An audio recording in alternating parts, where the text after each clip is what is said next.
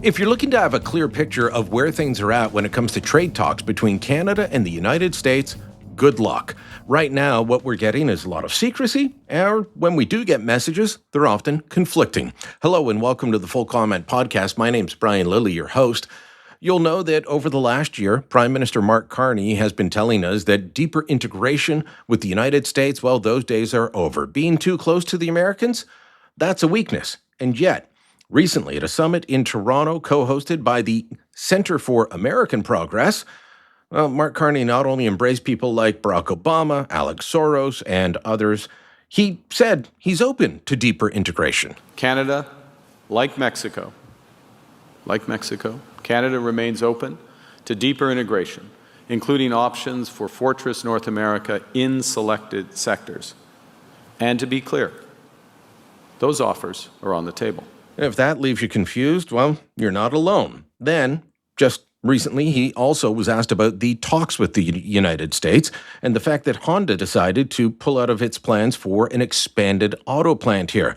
The Japanese have made it clear if there is no access to the American market from Canada, they're not going to be investing. Here's what Carney said in response to that. Well, as we've said, we're ready to sit down for those negotiations. We know what the major trade issues are for the United States. We have a series of issues around the strategic sectors, including the auto sector, the steel sector, aluminum, forest products, particularly, now derivatives of copper and aluminum and steel. There are big opportunities for both of us if we can come to an agreement. It takes the Americans to focus, and I'm sure once they're finished with their discussions with China, they'll focus. So where do things stand? Well, we can look at it from the Canadian point of view or ask someone in the American capital. Tracy Moran is a journalist. She writes for National Post and covers things cross-border from the United States. She joined me from her home in Virginia. So, Tracy, you're in Washington. We've just heard the Prime Minister say that, we're waiting on the Americans. I'm talking to people in Washington on both sides who say more often than not that, actually, the Americans are waiting on us. It doesn't seem like there's a clear sense of what's going on. What are you hearing from the folks that you're talking to in D.C. about where the talks are and who's waiting on who? That's an interesting question, Brian. Thanks for asking. I'm hearing both, frankly. I'm hearing that the Canadians are waiting for the Americans to reach out, and I'm also hearing from those in touch with the American negotiators that they are waiting for the Canadians to reach out, and that they're surprised that the Canadians haven't. What's a little alarming to me in recent days is that there are now suggestions within the Beltway that Americans may be starting to come to the realization or the supposition that Carney may not be serious about reaching a deal. I don't know if that's true, but that is something that is being whispered about more and more, and that is concerning. It does seem like there is at the least a waiting game going on that, and we've heard Carney's team talk openly about this, that, maybe we wait until the midterms and maybe things change. It seems like there's an awful lot in flux right now. Maybe you can explain for listeners in Canada. Polling would seem to show that the Democrats are going to take an awful lot of seats in the House in the midterms. But at the same time, you've got redistricting happening absolutely everywhere across the United States. You've got blue states saying, we're going to redraw our maps so that it favors Democrats. Red states saying, we're going to redraw our maps to favor Republicans. And then you've got that Supreme Court decision on race-based districts, and that's going to change the map. So do we even know what the map looks like and who's going to win? It seems like flux would be the best word to describe what's going on. And in the middle of all this flux, we've got a Canadian government possibly saying, let's just wait and see. Yeah. Well, I'm based in Virginia, and we just had a vote, and the Supreme Court in the state overturned it, and it will probably be fought all the way up to the U.S. Supreme Court. So is the map set? No, probably not for now. But it'll be set November 1st. Right. There is a lot of trade watchers are saying that there is a bit of a waiting game going on. And some think it's smart of Carney's team to be laying low, not risking any tit for tat or any escalatory language in the press, and that they may be waiting to see if a Democratic Congress might be a little friendlier, might assert more authority over trade and uphold USMCA, be a little bit easier to deal with. The problem with that is that it means less certainty for now, of course. It means more uncertainty for the businesses and the people whose jobs rely on the trade.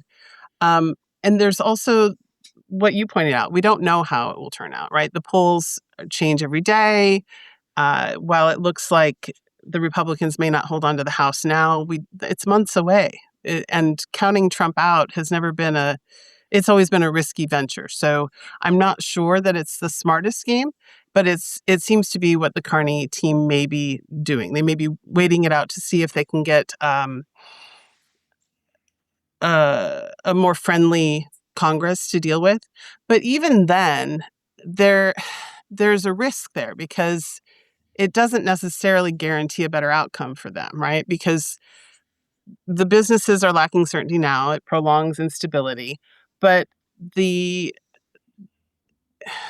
is a risk that even if the legislative branch is a little friendlier towards USMCA and towards Canada, it doesn't mean that the White House will be. So then you might set up an impasse between the legislative and the executive branches, and that just leads to more judicial reviews and more fighting in the courts. So it's a risky game. Well, isn't there also the possibility that Democrats are no friendlier to Canada in terms of trade than the Republicans? The Democrats have historically been more protectionist than Republican. Now, protectionism seems to be in vogue on all sides in Washington, and so if the Democrats take the House, maybe they are friendlier to Canada, but still screwing us over on trade because, well, they've got a steel mill in their district that they want to protect, or there's a farm group that has bent their ear on country of origin labeling, or, there's any myriad of things that the irritants between Canada and the U.S. on trade don't change that much, regardless of who's in power. The tone does, but the trade irritants remain the same. That's right. It's the tone, right? So you're right that under Biden and other Democrats, there has been an unwillingness to necessarily lift all the tariffs that have been in place or the duties that have been put in place by Republican administrations. But a number of the U.S. states along the border are desperate for this trade to continue the way it has in the past. So I think that a Democratic Congress would be a much more in favor of retaining USMCA. And frankly, they're going to be looking to assert some more trade authority over the presidency because that's been lacking over the past year. So they will be trying to stand up to Trump. Can you break this down for Canadian listeners? Trade authority and who has it? I know that it normally rests with Congress, but Congress can give authority, like fast-track trade authority, to say to the president, okay, you can go negotiate a deal. Then you got to bring it back to us. I know that one of the reasons the IEEPA tariffs were struck down is that the Supreme Court said, no, Congress didn't give you that authority.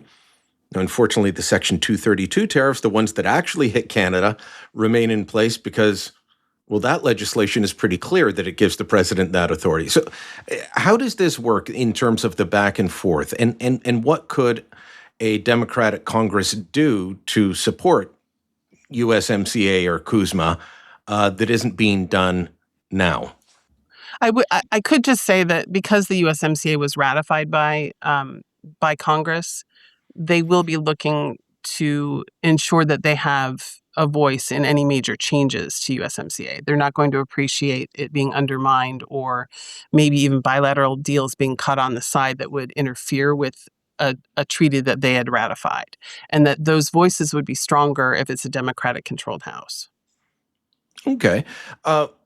What about the general sense of Democrats in Washington nowadays? Am I overplaying that protectionism is in vogue with all parties? It kind of like how everyone used to love China, and now none of the parties like China. Is it kind of that way in Washington right now? That seems to be the one area where there is bipartisan agreement, is being tough on China, yes. But I don't think that that necessarily extends to Canada. It would extend to Canada on any outlets through which China may be using Canada to reach the U.S. markets, but that would be about it. Okay, so it was the Biden administration that wanted us to block the Chinese electric vehicles, and we put in the 100% tariff on those because of the Biden administration, not the Trump administration. So the issue of alcohol seems to be a sore spot. U.S. Trade Representative Jamieson Greer brought it up at a hearing, a congressional hearing a little while ago. I know that as I speak to people in the industry and politicos here in Canada, they say it is one of the first things that Ambassador Pete Hoekstra raises in absolutely every meeting. Why are you guys not putting American booze back on the shelves? How did that become such a huge thing in Washington, D.C.? You think of all the trade that we do, all the cars, the lumber, the steel, the digital services, and we're talking about wine and whiskey. Yes, you're right. I think part of it was because the campaign was so public, right? It was part of this anti-American sentiment that the Liberal Party successfully used electorally.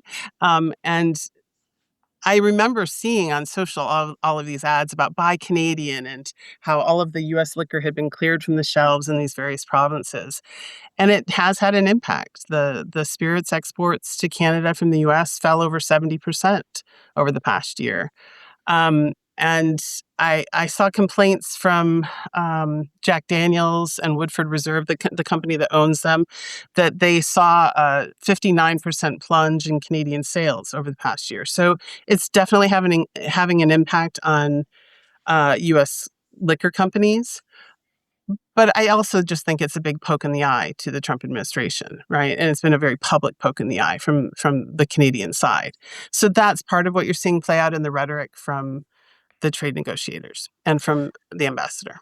Well, and President Trump has made it clear he doesn't like getting poked in the eye. The whole issue around the ad that Ontario was running, quoting Ronald Reagan, seemed to infuriate him. Now, I don't believe that the ad is why talks were called off, and I've written about that there were other things happening in the background, like, Melanie Jolie putting tariffs on Canadian or on American cars coming into into Canada that hadn't previously existed, and threatening to sue GM and Stellantis.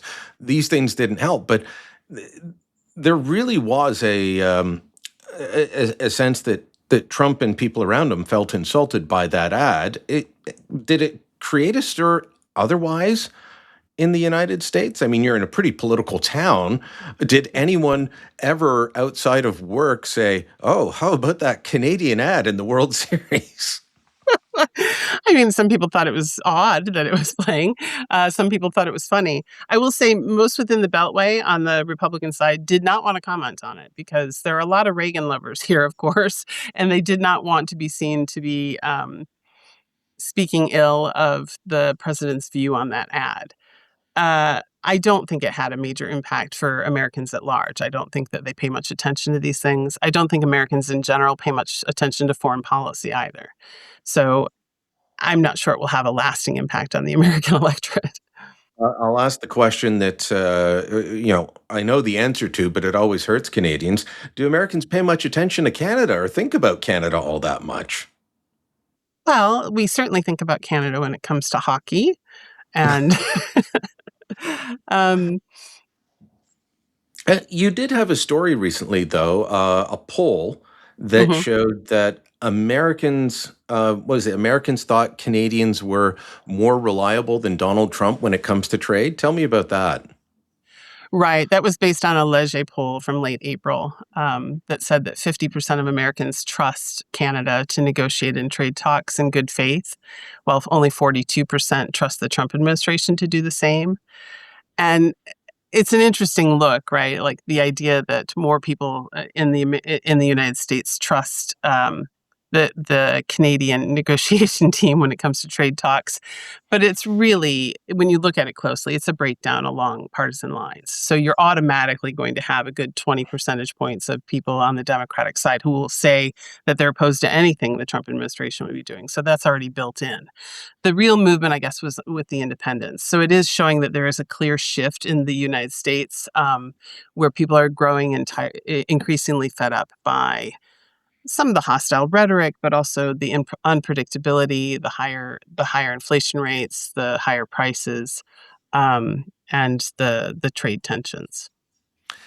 The issue of CUSMA or USMCA and how it impacts daily lives of people in both countries. I'm pretty sure that Canadians are more acutely aware of that than Americans. I know that, if we were I know you're originally from Michigan. If we went to Michigan and asked people about free trade, they would know all about it because of the auto industry. You go to certain parts of Ohio or New York State, absolutely, they know about it. But I think it becomes less important the further away you get from the border. So Jameson Greer said there are load-bearing walls in this deal, that it's very important. But do average Americans, see this as an important deal? I think so. I think the free trade agreement has been going on for years and years, and that people understand here that it's important to all three economies. They may not understand the extent to which it is. I would say that there is some concern that Trump's rhetoric has convinced people who might be slightly right of center in America that he's right about the Canadian viewpoint, and that we saw it recently in a Gallup poll, for instance, that Americans' positive views of Canada have dropped by, I think, 11 percentage points over the past year. Now, American viewpoints of many countries have dropped. And again, that's probably related to Trump's rhetoric. But they're saying that Trump's rhetoric specifically about Canada has a lot to do with that drop, and it's largely on the right in America. It doesn't mean that it would stay that way, but it does show you that the power of the messaging from the presidency does have an effect on views of Americans towards Canada. And that would relate to the USMCA deal as well. Yeah, I mean, some of the rhetoric about Canada has been over the top. Look, I'm the first to admit that you guys have some legitimate grievances when it comes to how we operate this trade deal, just as we have legitimate grievances of how you do. But some of the claims simply not based in reality. All right, we need to take a quick break. When we come back, I'll look at where things are going from here and whether Mark Carney is just looking for this deal to die. Back in moments.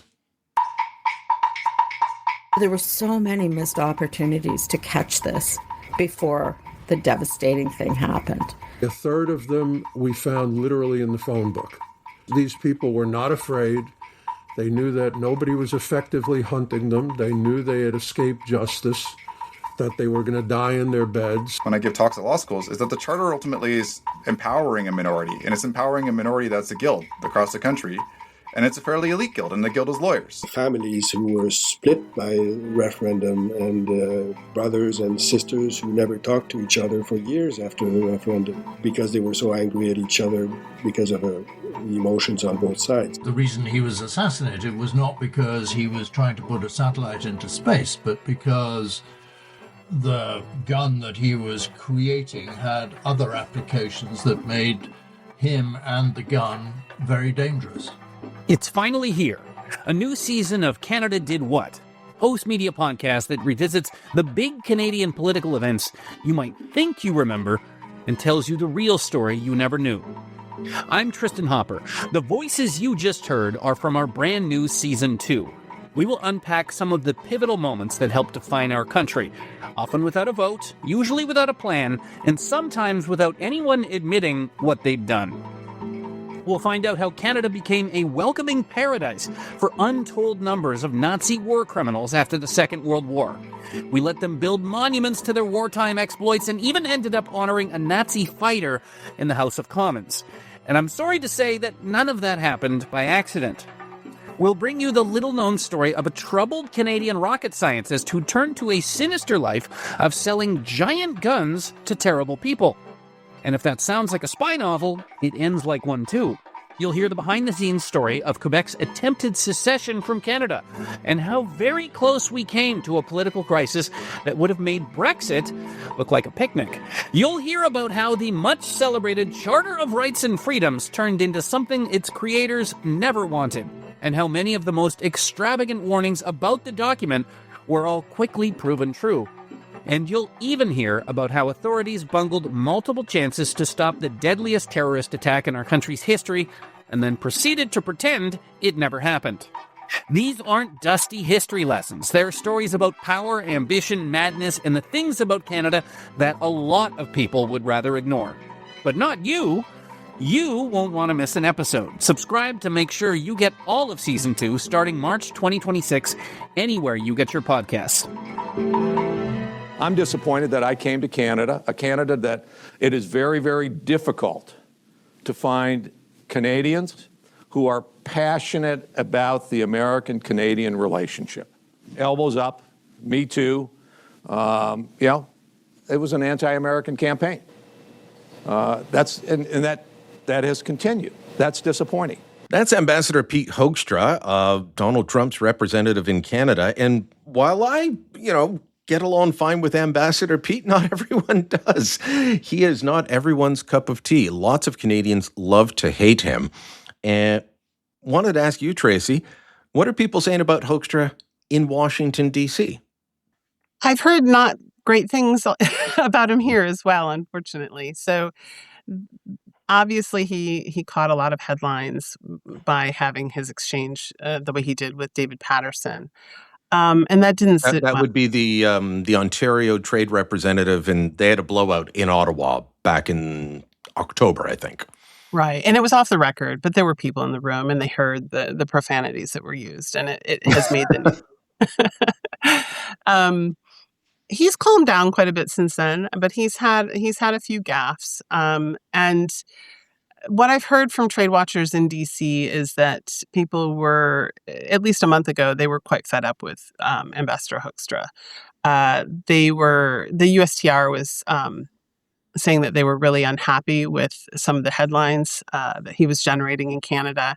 And I even had one tell me that if Trump is the most unpopular person in Canada, that Pete Hoekstra is number 2, and for good reason. And that some people in the administration were looking to get rid of him. Now, I know that he's been more conciliatory recently in the press. I know he's been doing a lot of podcasts and smaller outlets, and he's been sounding a lot less antagonistic. So I don't know if that has changed the views within the administration recently, but I do know that there's been an effort by Hoekstra to be more engaging. Well, the politics on both sides, whether it's pronouncements by Donald Trump or Pete Hoekstra that drive the American side or Canadian side to distraction, or comments by, Prime Minister Carney, like his Davos speech that upset the Americans, or something that Doug Ford says when he goes on CNN with Wolf Blitzer, which he knows is just going to get under the president's skin. The politicians are really seeming to get in the way of talks in this. They seem to throw grenades in every once in a while. And, I watch Jameson Greer, the U.S. trade representative, and we've just appointed Jenna Charette as Canada's chief negotiator. We've got a new ambassador and Mark Wiseman. We've got a new chief negotiator. Previously Kristen Hillman had been ambassador and chief negotiator. But I look at Greer and I look at Charette and I think, okay, these are two people that seem pretty reasonable. And they're well both respected. smart. Yeah. Mm-hmm. Put them in a room and let them talk. I think we'd have a deal by lunch. Yes, exactly. But they met back in March, right? So I believe that Charette met with both Ambassador Wiseman and Greer. And I think that was the last time anyone had a get-together. I know that there have been discussions or back-channeling, but there haven't been any formal talks between the two sides. And that's concerning because it's already now too late for us to hammer out a deal between the U.S. and Canada ahead of the July 1st. Why do you say it's too late now? I've just had trade negotiators tell me that based on how the negotiations have gone with the Mexican teams and with Mexico, that it's taken a number of months to get to a certain point, and we just don't have that time to hammer everything out on the side for on the Canadian side. So even if they started today, it would go long past July 1st at this point. All right, so I want to play a clip of Greer. He was on Fox News the other day, and he was on with Brian Kilmeade, who asked him whether there's the possibility that talks could just fall apart. Here's Greer. The way to think about this is we have a review coming up that's required by U.S. statute and by the agreement on July 1st. And what that means is that each party to the agreement, each country, has an opportunity to say, you know what, we'll just renew this, we'll rubber stamp it, or we'll go on the path to exiting the agreement over a period of years, but during that time we'll try to negotiate resolutions to the issues we see in the agreement.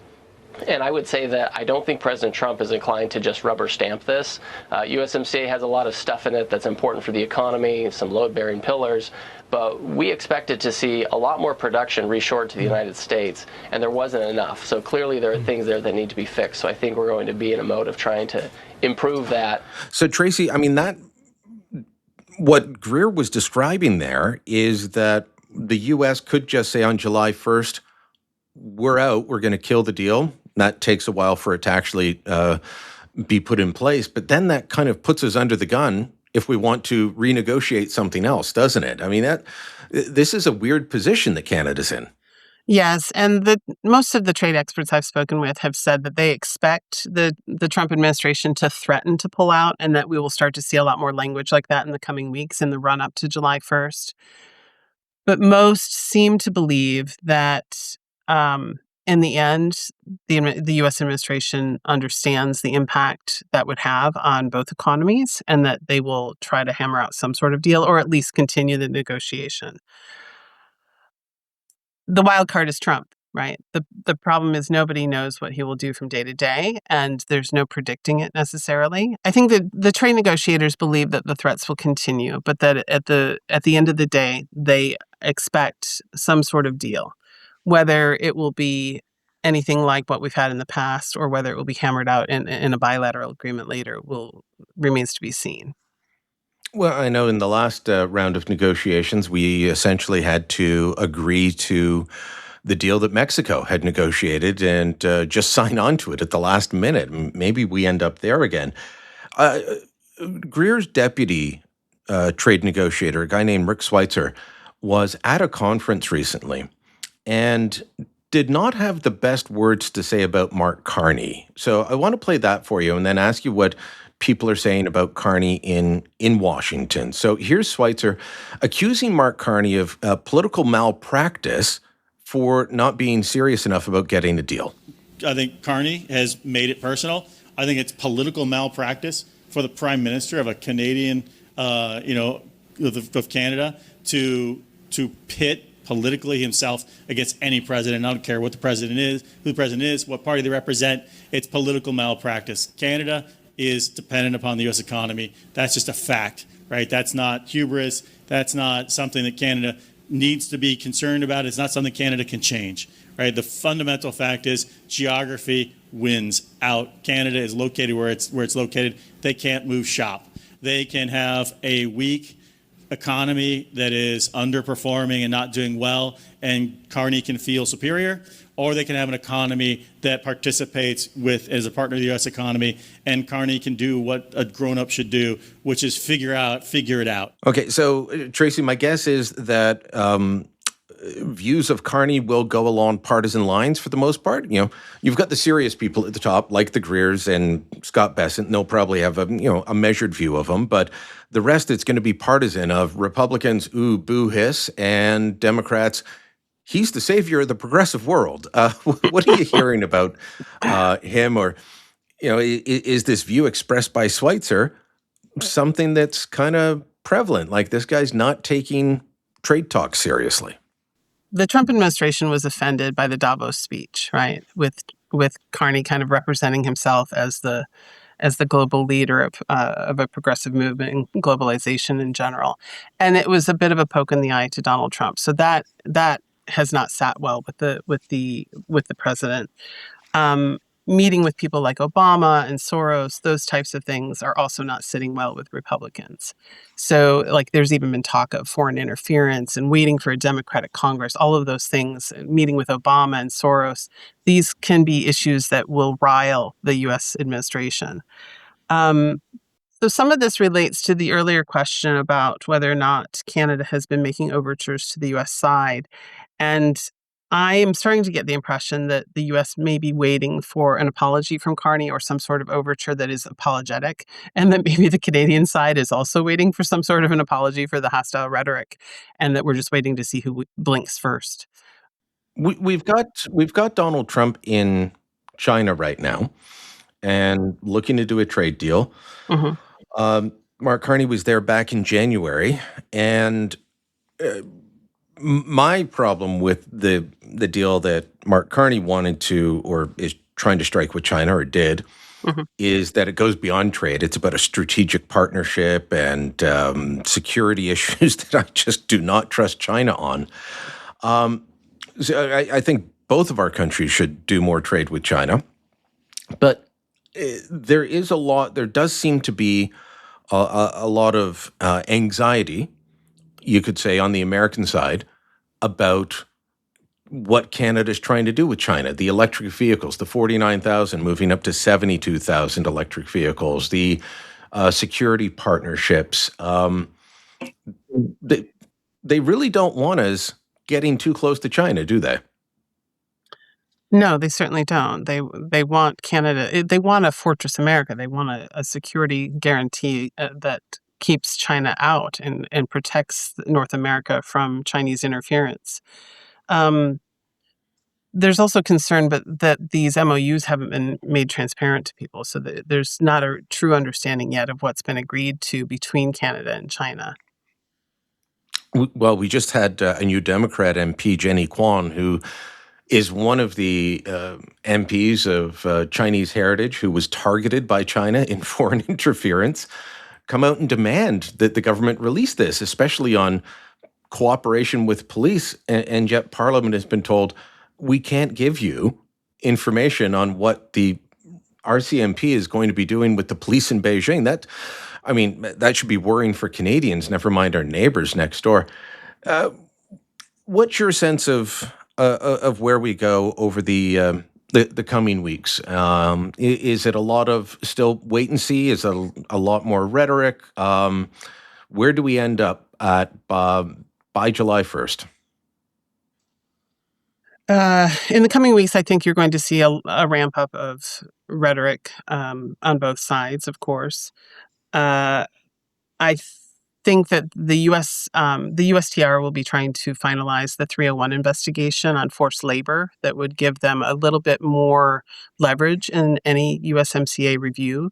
So I know that Greer is hoping to finalize that by early July. If that is the case, the 301 investigations are widely expected to lead to more tariffs, and depending on how broad those are, those could be even stacked on top of the 232s. That could be quite punishing So for the Canadian side. These would be extra tariffs on Canada.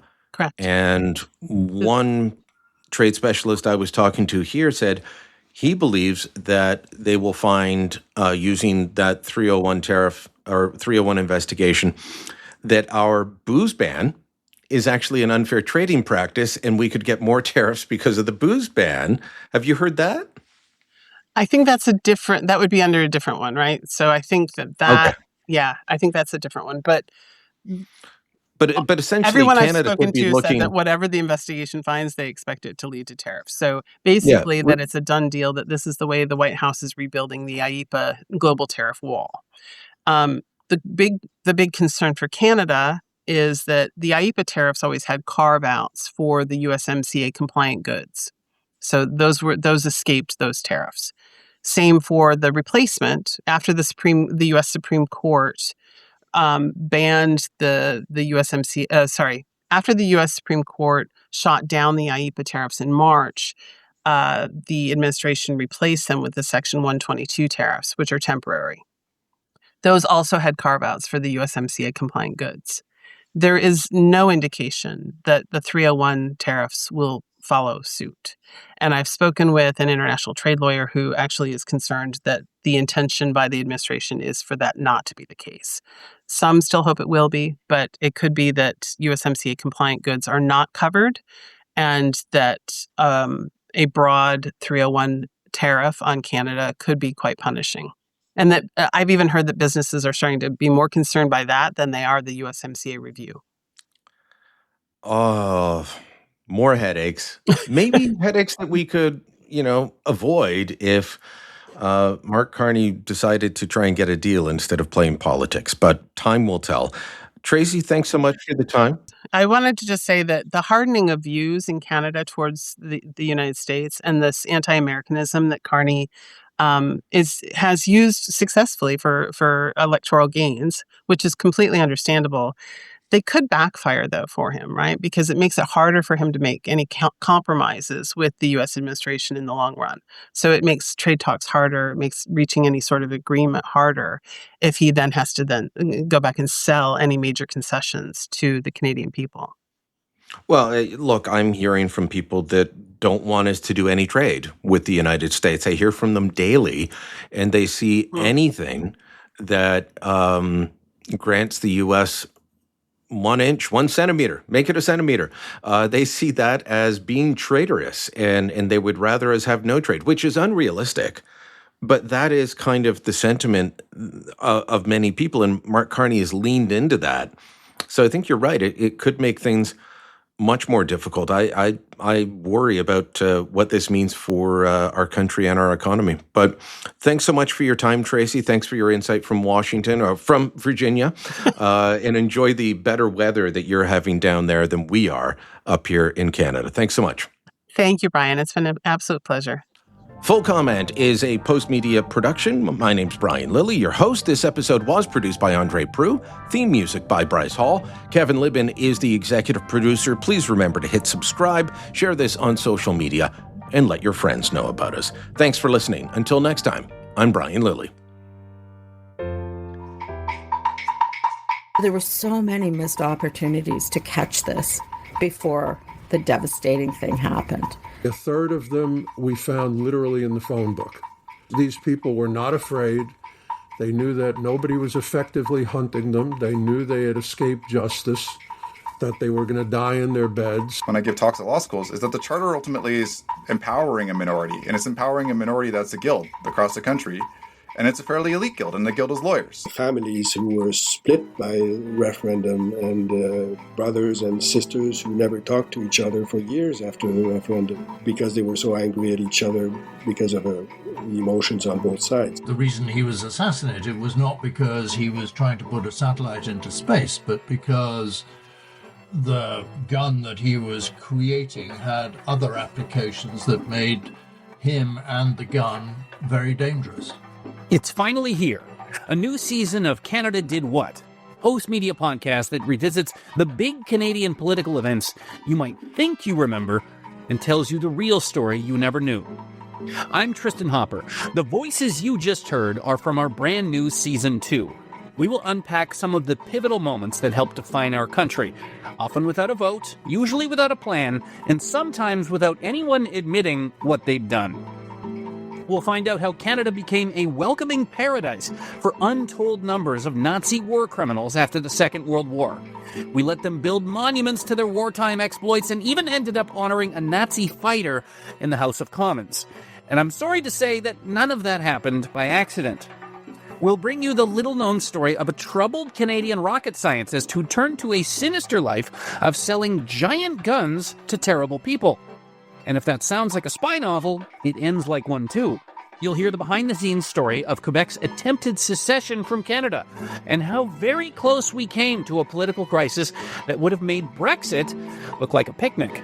You'll hear about how the much-celebrated Charter of Rights and Freedoms turned into something its creators never wanted, and how many of the most extravagant warnings about the document were all quickly proven true. And you'll even hear about how authorities bungled multiple chances to stop the deadliest terrorist attack in our country's history, and then proceeded to pretend it never happened. These aren't dusty history lessons. They're stories about power, ambition, madness, and the things about Canada that a lot of people would rather ignore. But not you. You won't want to miss an episode. Subscribe to make sure you get all of Season 2 starting March 2026, anywhere you get your podcasts.